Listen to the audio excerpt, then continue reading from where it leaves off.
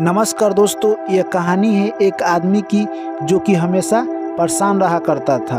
वो परेशान इस बात को लेकर रहा करता था कि वो सोचता था कि हमारे पूरे फैमिली मेम्बर्स का खर्चा हमें ही क्यों उठाना पड़ता है। यानी उसके घर के सारे खर्चे, उसके बच्चे के ट्यूशन फी, स्कूल फी और जो भी उसका मार्केटिंग था, सब कुछ खर्चा। और उसके यहाँ कोई ना कोई रिश्तेदार आते रहते थे। ये सारा खर्चा देखकर वो काफ़ी चिड़चिड़ा टाइप का रहने लगा। उससे जो भी बच्चे बोलते उसे भी वो डांट दिया करता था। यानी वो अपने बीवी से भी कभी कभी झगड़ा कर लिया करता था। और इस सारे बातों को लेकर उसके दिमाग में थॉट चलते रहते और वो काफ़ी परेशान रहा करता था।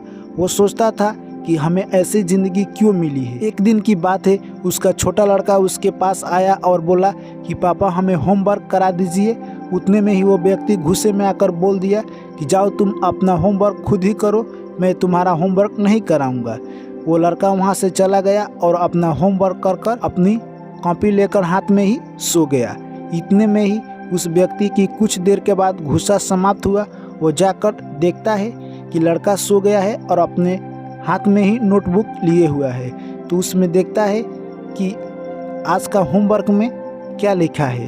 यानी आज का होमवर्क का टाइटल था कि आप उस पॉइंट को लिखिए कि ज़िंदगी में जो आपको शुरू में ख़राब लगता है पर कुछ देर के बाद वो आपके लिए काफ़ी बेहतर होता है। उस लड़का ने लिखा था कि मुझे फाइनल एग्ज़ाम शुरू में तो बहुत ख़राब लगते हैं पर बाद में मुझे इसलिए अच्छा लगते हैं कि गर्मी की छुट्टी आ जाती है। मुझे सुबह का आलम बहुत ख़राब लगता है पर बाद में हमें अच्छा लगता है कि हम सुबह उठते हैं और अपना सारा काम समय पर पूरा कर लेते हैं।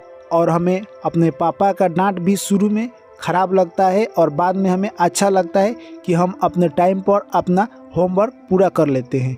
ये सारा जब बात वो व्यक्ति पढ़ा तो उसका दिमाग घूमने लगा। यानी उसके दिमाग में ये सारे बात घूमने लगे, मानो कि उसके आँखों की नींद छीन गई हो। और कुछ देर के लिए वो इतना सोचने लगा जैसे कि उसके आँख खुल गए हों। और यह सोचकर वो व्यक्ति सोचा कि मेरा लड़का इतना अच्छा कैसे लिखा। और वो भी व्यक्ति एक टेबल पर बैठ गया और सोचने लगा कि हम जो भी इतना मेहनत करते हैं और दिन में परेशान रहते हैं और कमाने के लिए काफ़ी मेहनत करते हैं, तो ये हमारे लिए एक पॉजिटिव पॉइंट है कि हमारा फैमिली है और अपने हम फैमिली के लिए कमाते हैं। यानी उनका जिसका कोई फैमिली ही नहीं है और जिनके पास कोई दिनचर्या ही नहीं है और जिनका कोई दिन में काम ही नहीं है, उनसे बेहतर हम हैं। और हम दिन भर अपने बच्चों से परेशान रहते हैं तो उनका क्या है, जिनका कोई बच्चा भी नहीं है वो दिन भर निकम्मे ऐसे ही घूमते हैं। और हमारा सौभाग्य है कि हमारे यहाँ कोई ना कोई दिन भर में आते जाता रहता है। इसका ये मतलब है कि हमारे दुख सुख में चाहने वाले कोई ना कोई तो ज़रूर है। उनसे तो हम ज़रूर बेहतर हैं जिनका कोई दुख सुख में साथ देने वाला नहीं है। और हम अपने बीवी से इतना परेशान रहते हैं तो उनका क्या, जिनका कोई बीवी भी नहीं है। और हम अपने बच्चे से भी काफ़ी परेशान रहते हैं तो हम उन लोगों से बेहतर हैं जिनके कोई बच्चे परेशान करने वाले ही नहीं हैं। तो दोस्तों, इस कहानी से हमें क्या सीख मिलती है? यानी इस कहानी से हमें यही सीख मिलती है कि हम जो भी है अपने ज़िंदगी में उसको पॉजिटिव पॉइंट से देखें, ना कि नेगेटिव पॉइंट से।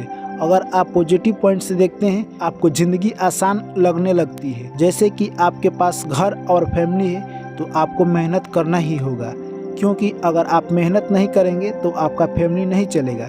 उनको देखिए जिनके पास ना घर है और ना फैमिली है, ना उनका कोई दिनचर्या है।